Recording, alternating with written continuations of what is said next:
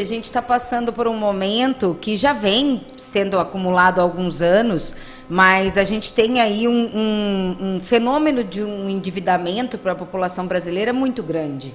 A última vez que o Serasa Experian fechou a sua pesquisa, o Serasa, todo mundo já ouviu falar, mas eles têm um instituto de pesquisa que chama Serasa Experian, e a última vez, agora em março de 2023, a pesquisa comprovou que mais de 70% das famílias brasileiras estão endividadas. Isso quer dizer que mais de 70% das pessoas no Brasil possuem uma dívida para pagar. Seja uma dívida com banco, seja uma dívida com... não significa necessariamente que esteja vencida, mas possui alguma dívida. O financiamento do carro, da casa, água, luz, telefone, enfim, tá lá alguma dívida perdida aí para ser paga. E aí a gente tenta aí dar os nossos pulos todos os dias, trabalhando um monte, fazendo as nossas contas, a conta que nunca fecha, para conseguir pagar. E para piorar a situação, uma grande parte dos brasileiros estão entrando num nível ainda pior de endividamento.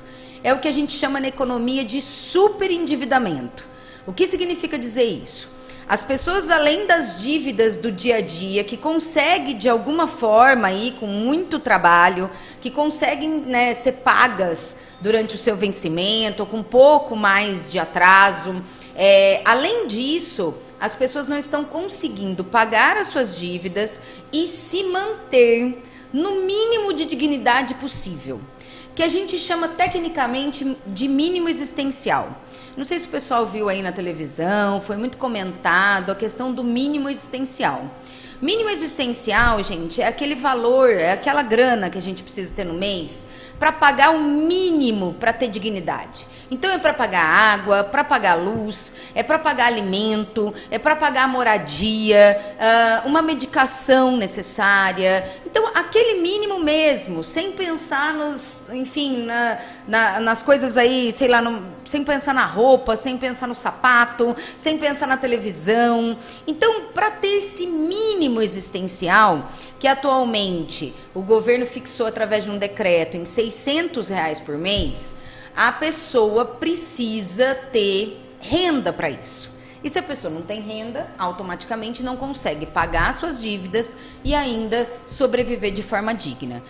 Com essa conjuntura que nós estamos vivendo, com essa dificuldade de pagar as dívidas, o governo veio então e criou um programa de governo, que é da Secretaria da Fazenda, e o outro é um mutirão de negociação, que é feito pelo Ministério da Justiça, pela Secretaria da Defesa do Consumidor Nacional. Então nós temos aí duas fases do governo federal, dois tipos de negociações que a gente está vivendo. A quem as pessoas devem recorrer? Ao PROCON diretamente ou diretamente à instituição com quem ela tem essa dívida? Como é que funcionaria isso na prática? Então vamos lá. Eu vou falar do que é mais emergencial primeiro, que é o programa ou o mutirão de renegociação que chama Renegocia Brasil, tá? Esse mutirão, ele começou agora dia 24/7 e vai acabar dia 11/8. Tá? Ele tem um tempo para acabar. Então, todos os consumidores que tiverem dívidas de qualquer tipo, ou seja, dívida, gente, é aquilo que está vencido, não é coisa que ainda vai vencer, tá? A gente não consegue nesse momento do Renegocia, a gente não consegue discutir dívidas que ainda não venceram. Então, eu tenho financiamento do meu carro, eu quero discutir juros, essas coisas. Não é o momento para isso. O momento tenho um financiamento vencido, tenho a minha água, a minha luz está vencida, tenho um cartão de crédito que eu não estou conseguindo pagar, que está lá atrasado as faturas, tenho um empréstimo no banco que eu não consegui pagar, eu tenho uma compra no crediário numa loja que eu não consegui pagar.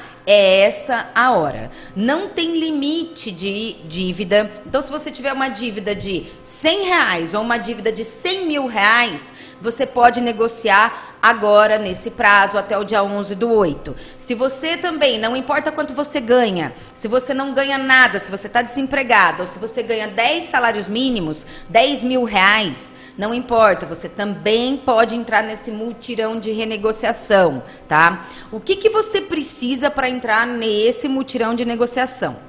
Você precisa ir até o PROCON, quando você tiver PROCON na sua cidade, procura o PROCON da sua cidade com o seu documento pessoal, tem que ser a pessoa, o devedor mesmo, gente. A gente não pode fazer renegociação de dívida em nome de terceiro. Nesse programa do governo federal, tem que ser você que está devendo.